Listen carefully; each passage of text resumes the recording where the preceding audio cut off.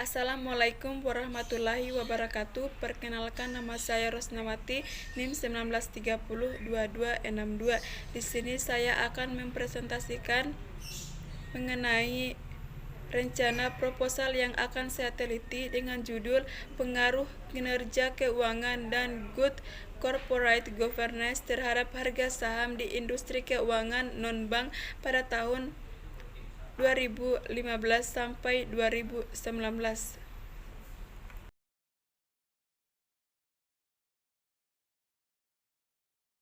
Bab 1.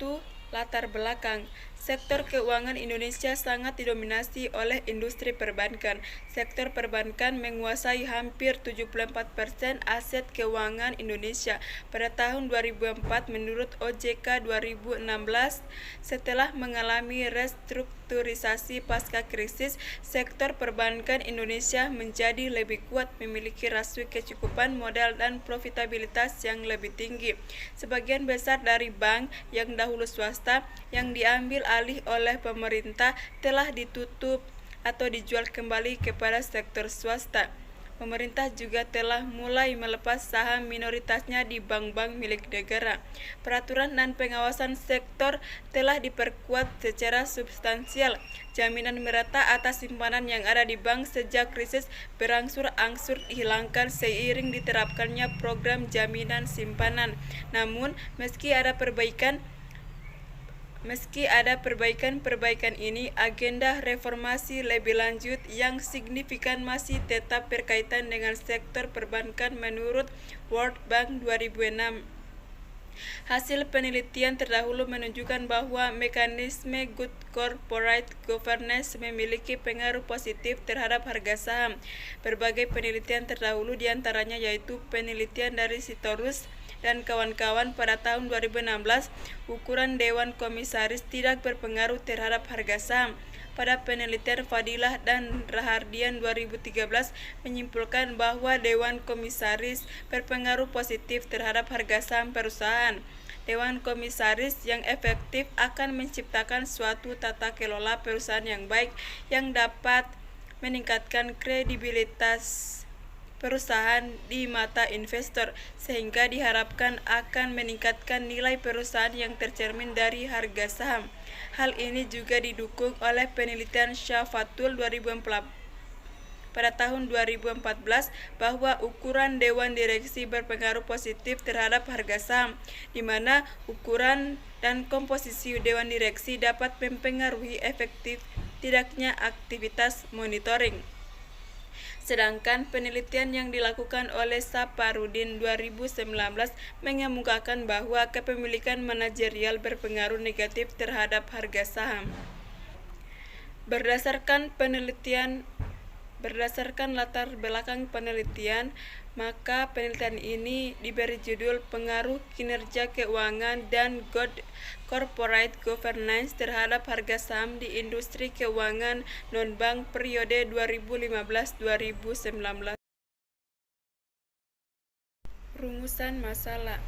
Berdasarkan latar belakang tersebut, dapat dirumuskan masalah. Yang pertama, bagaimana pengaruh return on asset terhadap harga saham.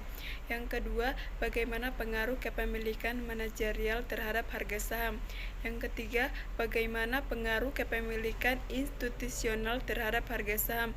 Yang keempat, bagaimana pengaruh Dewan Komisaris Independen terhadap harga saham. Yang terakhir, bagaimana pengaruh Komite Audit terhadap harga saham. Tujuan penelitian. Berdasarkan latar belakang dan rumusan masalah tersebut, maka tujuan yang ingin dicapai dalam penelitian ini adalah yang pertama, untuk mengetahui pengaruh return on asset terhadap harga saham, untuk mengetahui pengaruh kepemilikan manajerial terhadap harga saham, untuk mengetahui pengaruh kepemilikan institusional terhadap harga saham, untuk mengetahui pengaruh Dewan Komisaris Independen terhadap harga saham, dan yang terakhir untuk mengetahui pengaruh Komite Audit terhadap harga saham. Manfaat penelitian. Yang pertama, bagi perusahaan. Bagi perusahaan, penelitian ini dapat menyediakan bukti empiris yang dapat digunakan oleh perusahaan untuk memperbaiki praktik corporate governance yang diterapkan agar kualitas pelaporan keuangan perusahaan meningkat dan mampu mengurangi asimetri informasi. Yang kedua, bagi investor, hasil penelitian ini dapat dijadikan sebagai bahan pertimbangan yang bermanfaat untuk pengambilan keputusan investasi yang khususnya dalam menilai kinerja suatu perusahaan. Yang ketiga, bagi pemerintah, penelitian ini dapat menjadi masukan untuk terus meningkatkan penerapan corporate governance melalui pengembangan kerangka regulasi dan penegakan implementasinya. Yang kelima, bagi masyarakat, dapat menggunakan hasil penelitian ini sebagai salah satu dasar untuk menilai tingkat kinerja keuangan perusahaan melalui laporan keuangan yang dipublikasikannya. Bab 2. Tinjauan pustaka. Kajian teori. Teori keagenan atau agency theory. Teori keagenan menjadi dasar bagi perusahaan dalam memahami corporate governance. Menurut Aditya pada tahun 2012, hubungan keagenan diartikan sebagai hubungan satu orang atau lebih pemilik dengan manajer untuk melakukan jasa atas nama pemilik, di mana manajer diberikan kewenangan oleh pemilik untuk membuat keputusan. Menurut Jensen dan McLean pada tahun 1976, dalam Tan dan Chung pada tahun 2010, orang yang melakukan pekerjaan disebut sebagai manajer dan seseorang yang mendelegasikan tugas disebut pemilik. Yang kedua, teori legitimasi. Legitimasi masyarakat merupakan faktor strategis bagi perusahaan dalam rangka mengembangkan perusahaan ke depan. Hal ini dapat dijadikan sebagai wahana untuk mengonstruksi strategi perusahaan, terutama terkait dengan upaya memposisikan diri di tengah lingkungan masyarakat yang semakin maju. Menurut Hadi pada tahun 2011, legitimasi merupakan keadaan psikologis keberpihakan orang dan kelompok yang sangat peka terhadap gejala lingkungan sekitarnya baik fisik maupun non-fisik. Kinerja keuangan. Kinerja keuangan adalah hasil kerja suatu perusahaan yang bisa dilihat pada kondisi keuangan perusahaan pada suatu periode tertentu akibat terkait aspek penghimpunan dan penyaluran dana yang bernilai berdasarkan indikator kecukupan modal. Good corporate governance.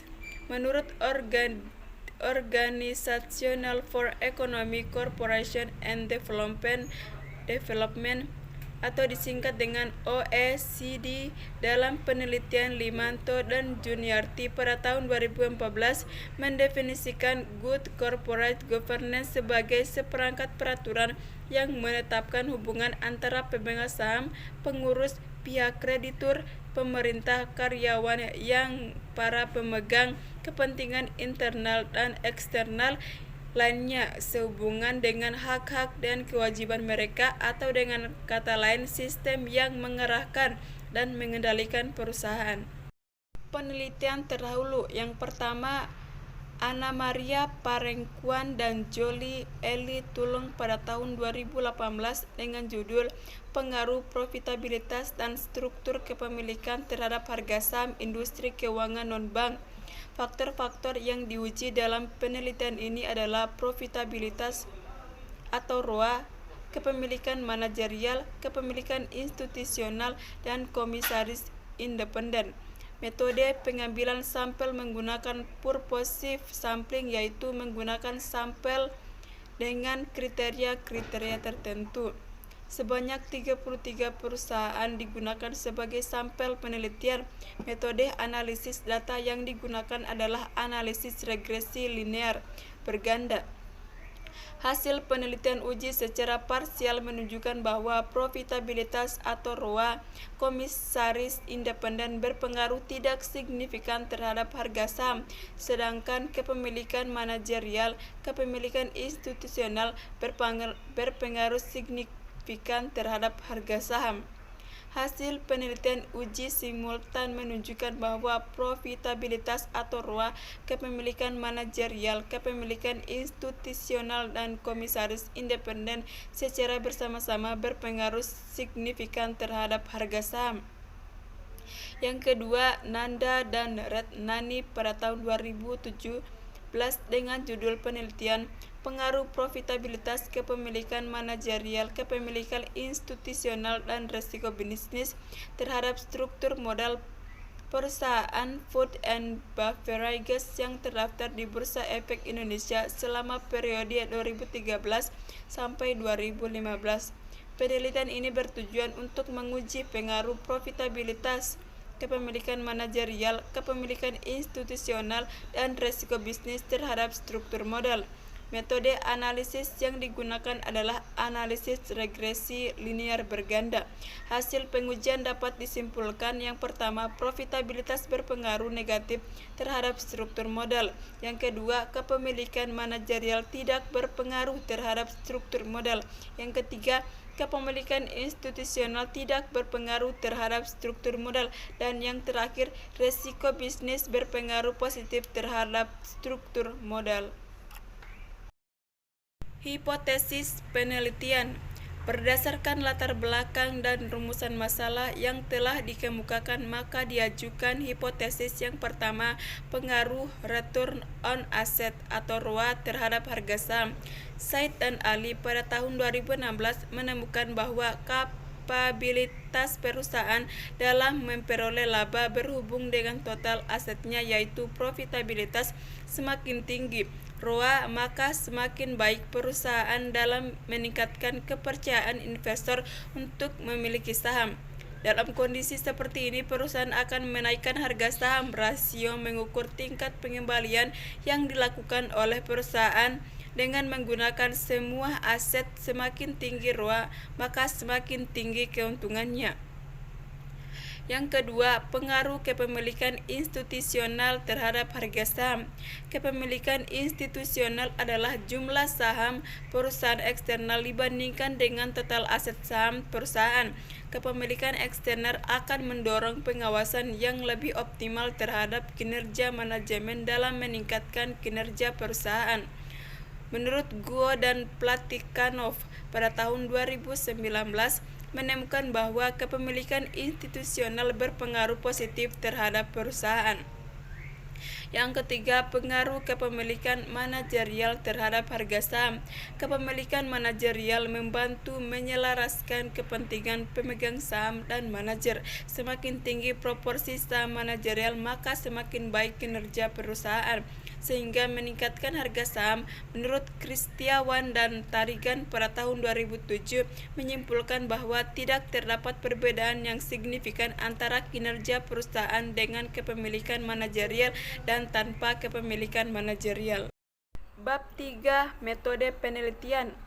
Yang pertama, rancangan penelitian. Rancangan penelitian ini adalah asosiatif. Permasalahan asosiatif adalah suatu pertanyaan penelitian yang bersifat hubungan antara dua variabel atau lebih. Bentuk asosiatif dalam penelitian diklasifikasikan sebagai penelitian kausalitas. Hubungan kausal adalah hubungan yang bersifat sebab akibat. Jadi di sini ada variabel independen, variabel yang berpengaruh, dan dependen atau variabel yang dipengaruhi menurut Sugiono pada tahun 1999. Yang kedua, populasi dan sampel. Populasi menurut Sugiono pada tahun 2017, populasi adalah wilayah generalisasi yang terdiri atas objek atau subjek yang mempunyai kualitas karakteristik tertentu yang ditetapkan oleh peneliti untuk mempelajari, kemudian ditarik kesimpulannya. Yang menjadi populasi dalam penelitian ini adalah semua industri keuangan non-bank atau go public yang terdaftar di Bursa Efek Indonesia. Total industri keuangan non-bank yang terdaftar di Bursa Efek Indonesia sejumlah 47 perusahaan. Yang kedua, sampel. Menurut Sugiono pada tahun 2017, sampel adalah bagian dari jumlah dan karakteristik yang dimiliki oleh populasi penentu. Sampel dilakukan dengan metode sensus di mana seluruh populasi dijadikan sampel. Jenis dan sumber data.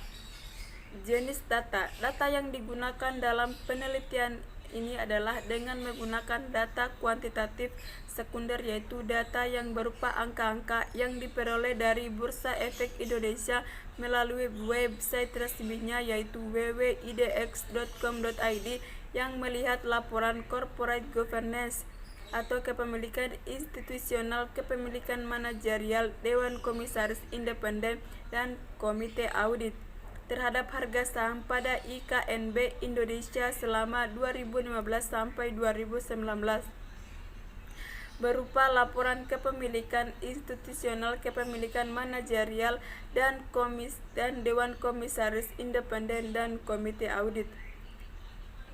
Sumber data. Sumber data yang dikumpulkan dalam penelitian ini adalah data sekunder. Data sekunder adalah data yang diperoleh secara tidak langsung melalui media perantara atau diperoleh dan dicatat oleh pihak lain.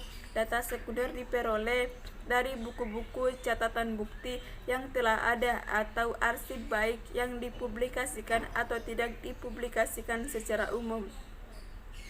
Metode pengumpulan data. Pengumpulan data dilakukan melalui studi dokumentasi dengan mengumpulkan data pendukung literatur jurnal dan buku-buku referensi untuk mendapatkan gambaran masalah yang diteliti serta mengumpulkan dan sekunder yang relevan berupa laporan keuangan dan laporan tahunan-tahunan yang dipublikasikan dari www.idx.com.id.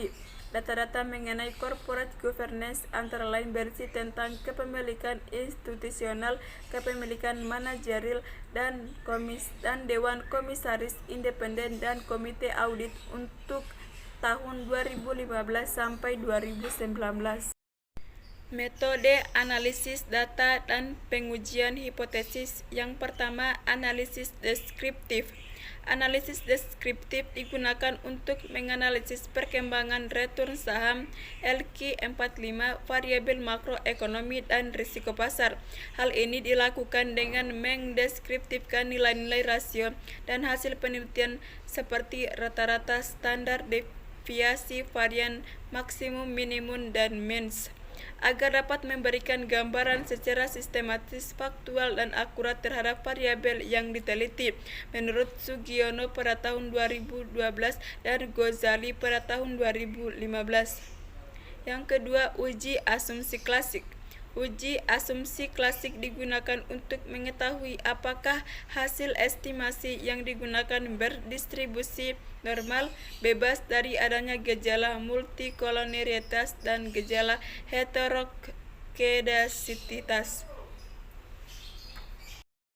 Itulah hasil presentasi dari saya mengenai rencana proposal saya. Lebih dan kurangnya mohon dimaafkan.